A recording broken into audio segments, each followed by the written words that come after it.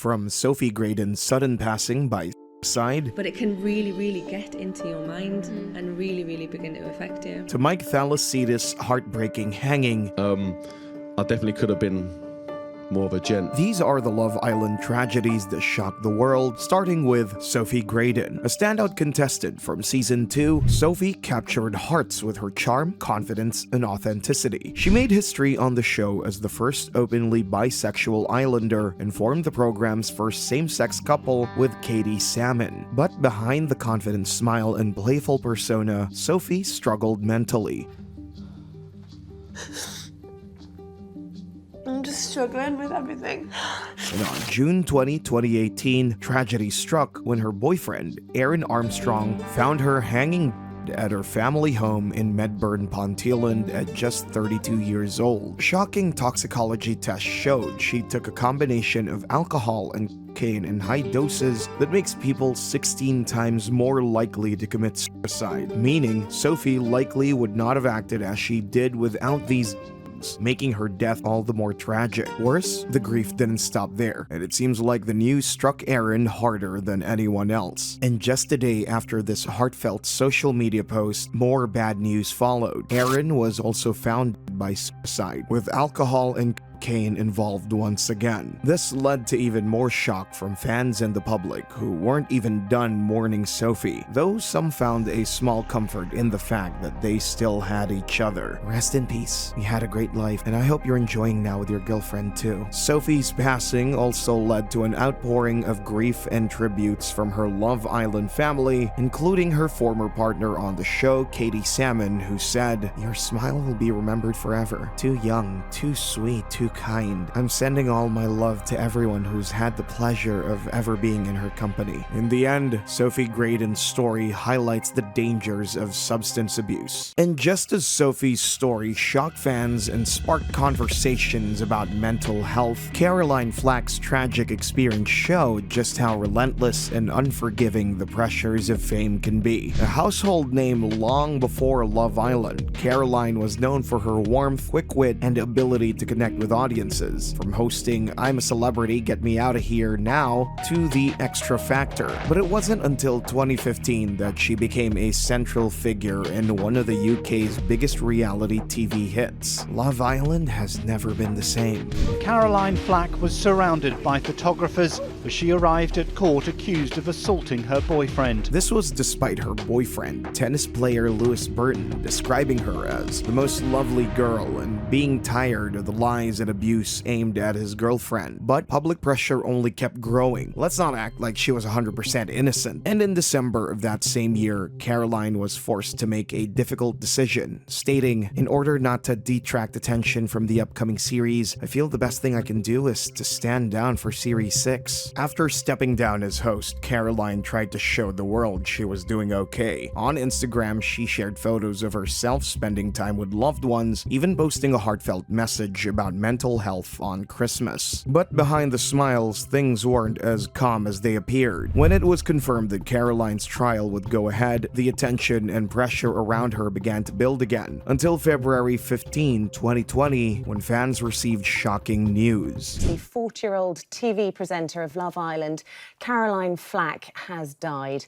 Her family have announced the news a short while ago. The coroner ruled her death as a suicide, citing she was being prosecuted for certainty, and she knew she would face the media, press, and publicity that would all come down upon her. And of course, viewers were devastated. This poor woman has been persecuted and hounded for the way she is and has lived her life in public glare. Great lady, great personality. Rest in peace. And those closest to Caroline later shared how deeply she had been struggling in the months leading up to her death. Carrie Katona highlighted the relentless pressure and scrutiny Caroline faced, pointing to the media's role in the tragic events. I know how it feels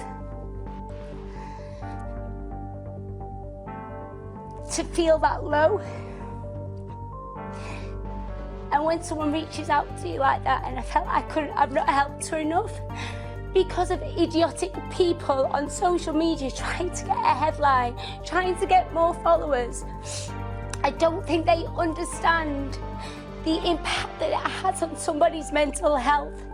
It's so wrong on so many levels. At the same time, co-workers like Laura Whitmore paid heartfelt tributes, showing the personal impact her loss had on those around her. The past week has been extremely difficult coming to terms with the loss of our friend and colleague Caroline. We're thinking of her family and everyone who knew her at this time. Caroline loved Love Island. She loved love, and that's why tonight's final is dedicated to her. Even her ex-boyfriend, Danny Cipriani, pointed to the hate she endured as a major factor in her death, underlining how public scrutiny and negativity can take a devastating toll. And ultimately, it was embarrassment and shame that killed her. Caroline's mother later spoke out, visibly heartbroken, sharing how she watched her daughter struggle and suffered alongside her. If Caroline hadn't been charged with assault, do you believe she would still be alive today? I do. No, I really do. Because it hurt her so much to think people would think that of her.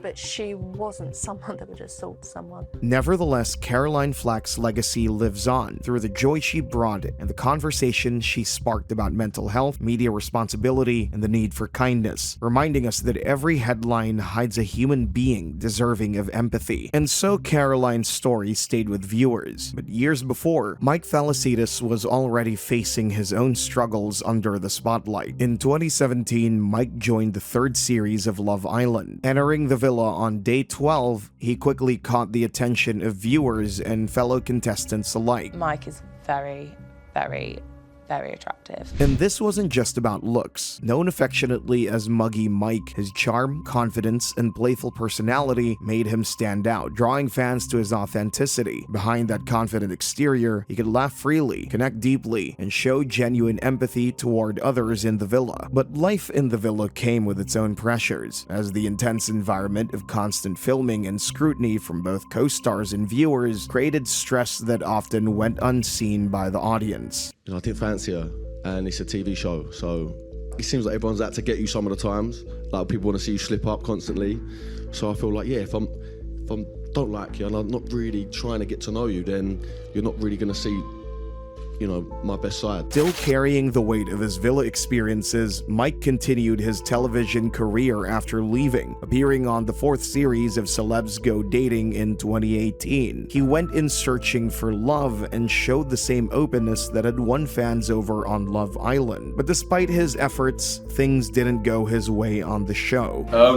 Watching back, obviously I've already learned from watching my first date, that was bad. I've definitely learned not to have 2 bottles of wine on a date, especially that's going to be shown to the whole country. So yeah, I guess I did learn. Nevertheless, in the weeks that followed, things seemed to be going well for Mike. He stayed active on social media, spent time with friends, and was often seen out enjoying himself. And then, on March 16, 2019, just as it seemed like he was settling back into a good rhythm, everything suddenly changed. Former Love Island contestant Mike Thalassides has died at the age of 26. Friends and fellow reality TV stars expressed their shock at the news on social media. The cause of death was later confirmed as a suicide, with no suspicious circumstances reported. A notebook was found containing messages and reflections for his family, offering a glimpse into the emotional turmoil he had been experiencing and highlighting how Mike tried to communicate his feelings in his own way, even if he struggled to do so directly. The notebook was some sort of combination of a diary and letters and positive thoughts. He also left a number of notes that had been addressed to his family. Among his family and friends, the news struck hardest for his ex-girlfriend Megan McKenna. I don't really want to talk about it. Sorry. With friends like Montana Brown reflecting that while Mike loved entertaining and being around people, there were moments when it all just became a bit too much for him. Yeah, I feel like he had a part to play, which was, you know, Muggy Mike. And to be honest,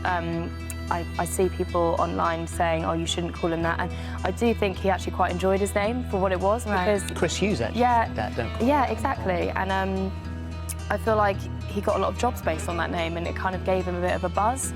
But but he really was actually quite sensitive, and I feel like it's a shame that more people didn't get to see that side of him. Of course, fans were equally devastated, with some saying, "I hope he's at peace. Rest in peace, Mike." It wasn't just family and friends who were affected. His death sent shockwaves through the entire industry, prompting ITV to introduce new measures to support the mental health of reality TV contestants, including ongoing therapy and guidance on coping with the intense pressures and public scrutiny that come with life in the spotlight. Yeah, Samaritans have launched this campaign to try and end the stigma around men who don't seek help when they're feeling desperately lonely and sad.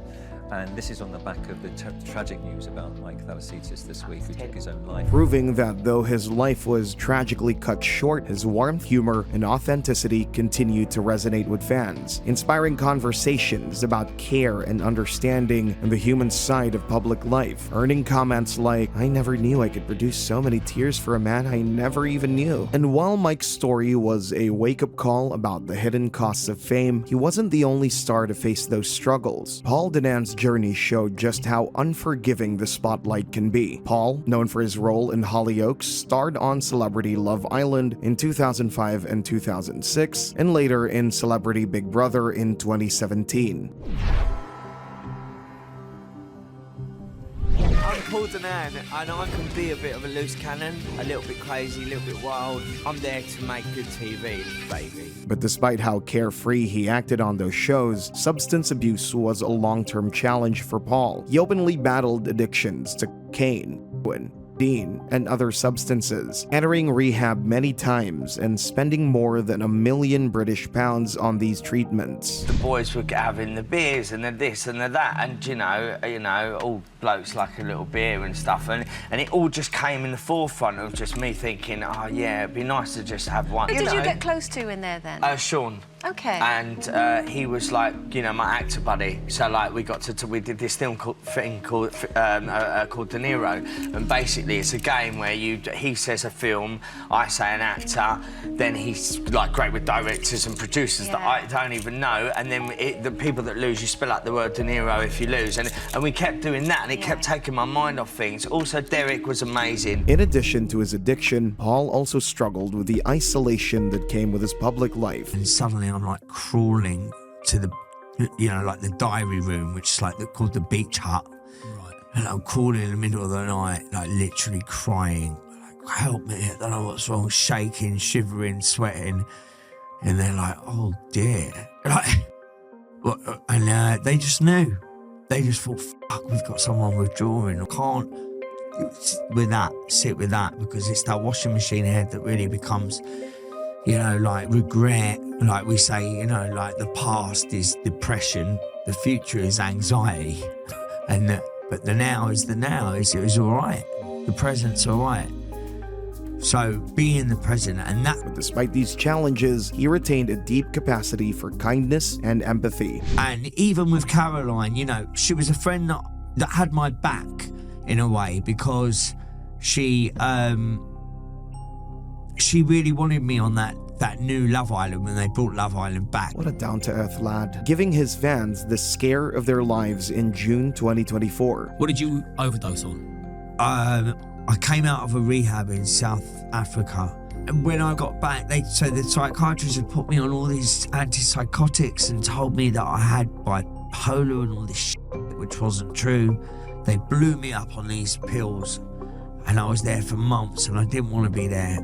And I got back home, and my parents were so proud of me, because I was like safe and sober. And after that, it seemed as though Paul would never go towards drug use again, but fate had other plans.